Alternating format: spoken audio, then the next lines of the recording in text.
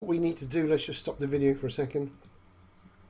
What we need to do is have a different start X and a different start Y for Mario on each different level. So if I go back to here and put two sets in here, set start X and set start Y, and then put these values in there, -192, 141, and instead of hard coding it here, go to start X and start Y. Now you might think, well, why has he done that? Because there's absolutely no reason, or seems to be no reason for it. However, by changing the start X and the start Y, all of these variables will be the new version. Okay, so we could start him in the middle of the maze, and he would move from there, and every time he touched something he would go back to the middle of the maze. So let me just work this out, and then I'll show you that one. So if I start the game, let's get him to the end, touches that. Let's see if I've got him. Oh, I haven't got him touching this, so I need to have that one. Next little bit of code. So we have touching enemy number 1. I also need to have if touching enemy number 2. Let's put another if block in there.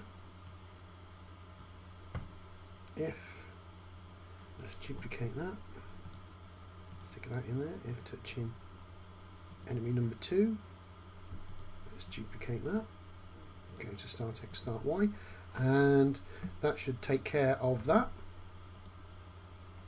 Run the game. Let's go to the next level. There we go. Let's see if I've got this one right. And there we go. Now what I was saying is all I need to do each level is have a start X and a start Y. Let's say if I actually wanted him to start in this position, which is 72, 140, if I change these to 72, 140, now I need to keep track of that, 72, 140, again run the game. If I move to the second level, that's where he starts, and every time he hits the monster he goes back to there. So I'm only changing the value in one place, and it's taken care of through all of these other blocks. So I'm going to stop that game and put him back to where I wanted him to start, which is -192, 148.